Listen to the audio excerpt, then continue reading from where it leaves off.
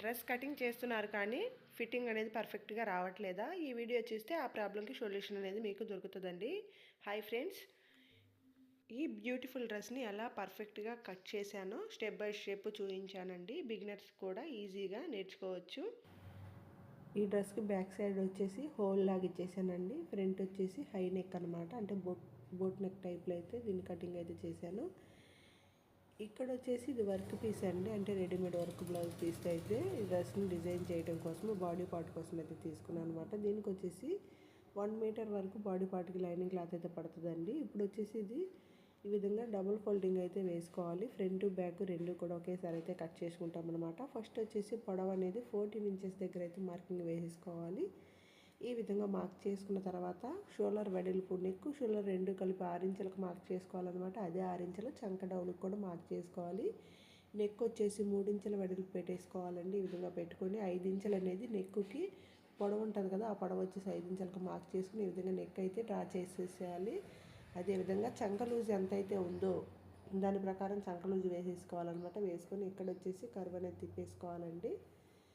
Next వచ్చేసి కింది వైపున, అంటే నడుము దగ్గర లూజ్ ఎంత ఉందో అదనేది కింద మార్క్ చేయాలన్నమాట. ఈ విధంగా మార్క్ చేసేసి ఇక్కడ కూడా లైన్ అయితే మనం క్రాస్గా డ్రాయింగ్ అయితే వేసేసుకోవాలి. ఈ విధంగా వేసేసుకొని సైడ్ని ఈ విధంగా ఈ రెండింటిని కూడా కలిపేసి ఎక్స్ట్రా ఖర్చు అనేది మార్క్ చేసేసేయాలి. ఈ విధంగా మార్క్ చేసుకొని దీన్ని అయితే కట్ చేసుకోవాలన్నమాట.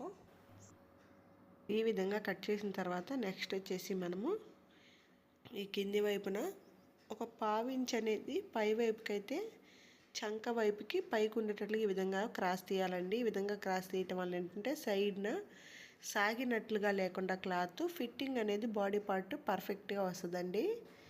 నెక్స్ట్ మనము నెక్ పాయింట్ దగ్గర, అదేవిధంగా చంక దగ్గర లూజ్ దగ్గర టక్స్లు అయితే పెట్టేసుకోవాలన్నమాట. ఈ విధంగా పెట్టుకున్న తర్వాత ఇక్కడ వచ్చేసి ఇది ఫ్రంట్ బ్యాక్ రెండు కదా, బ్యాక్ సైడ్ వచ్చేసి డైమండ్ షేప్ని అయితే ఇస్తున్నాను అనమాట. అంటే పైన రౌండ్ షేప్లో, కింద వచ్చేసి ఈ విధంగా డైమండ్ షేప్లో అయితే కట్ చేస్తాను.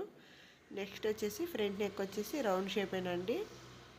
ఈ విధంగా రౌండ్ నెక్ వచ్చేసి ఫ్రంట్ సైడ్కి, బ్యాక్ సైడ్ వచ్చేసి డైమండ్ షేప్ అనమాట. ఇక్కడ వచ్చేసి నేను ఫ్రంట్ నెక్ని అయితే కట్ చేయట్లేదు, బ్యాక్ నెక్ని అయితే కట్ చేసుకుంటాను.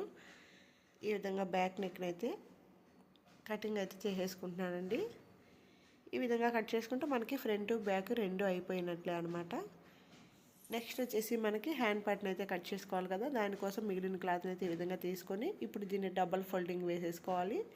ఈ విధంగా ఫోల్డ్ చేసిన తర్వాత హ్యాండ్ యొక్క పొడవు మీకు ఎంత కావాలో అంత తీసేసుకొని ఇక్కడ లైన్ అయితే ఈ విధంగా క్రాస్గా వేసేసి 3 ఇంచెస్కి అయితే చంక డౌన్ చేయాలండి.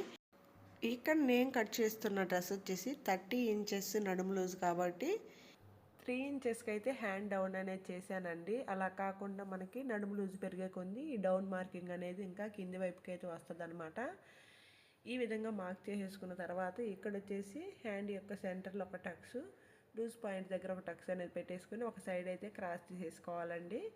ఇది వచ్చేసి మనము ఫ్రంట్ సైడ్ అయితే కుట్టుకుంటామన్నమాట. క్రాస్ తీసింది వచ్చేసి ఈ విధంగా కట్ చేసుకుంటే మనకు బాడీ పార్ట్ వరకు కంప్లీట్ అయిపోతుంది అనమాట. నెక్స్ట్ వచ్చేసి మనకి ఇక్కడ వర్క్ బ్లౌజ్ పీస్ ఉంది కదా, ఈ బ్లౌజ్ పీస్ మీద ఫస్ట్ కట్ చేసుకున్నవన్నీ కూడా మనము సెట్ చేసుకొని అయితే ఈ విధంగా కటింగ్ అయితే చేసేసుకోవాలండి. ఇది వచ్చేసి బోట్ నెక్ కాబట్టి నేను తీసుకున్నది వచ్చేసి normal computer work blouse piece అండి. దీన్ని వచ్చేసి నేను డ్రెస్కి కన్వర్ట్ చేయడం కోసము తీసుకున్నాను అనమాట.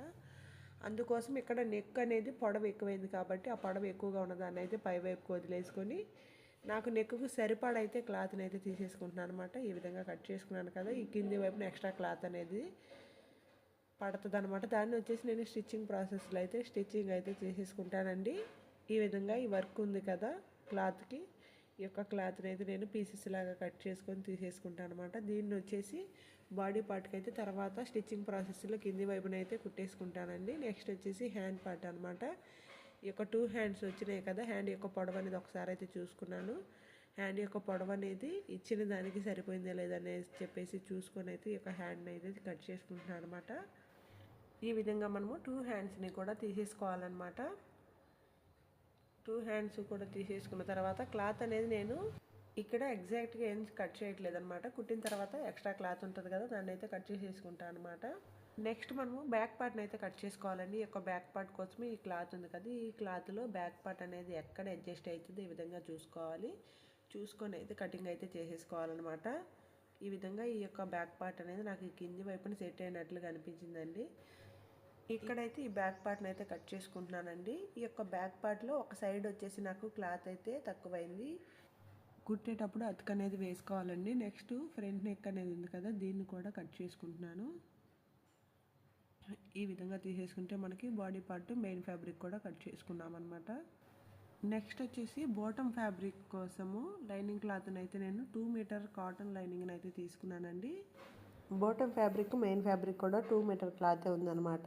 దీన్ని కూడా మనము పొడవు ఎంత కావాలో ఒకసారి అయితే టేప్తో కొలుసుకొని మనకు కావాల్సినంత పొడవుని ఈ విధంగా మార్కింగ్ వేసేసుకొని ఈ మార్క్ చేసుకున్న దగ్గర కత్తెరతో జస్ట్ కొంచెం కట్ చేసుకొని మనము చేతితోని ఇట్లా లాగితే క్లాత్ అనేది మొత్తం కూడా స్ట్రైట్గా వచ్చేస్తుందండి. అలా అని అన్ని క్లాత్లు కూడా ఈ విధంగా లాక్కూడదు అనమాట. ఈ యొక్క క్లాత్ అయితే మనకి ఈ విధంగా వచ్చేస్తుంది అనమాట. ఈ విధంగా కట్ చేసుకుంటే మనకి డ్రెస్ కటింగ్ ప్రాసెస్ అనేది కంప్లీట్ అయిపోయినట్టే అండి. వీడియోని ఇస్తే లైక్ చేయండి.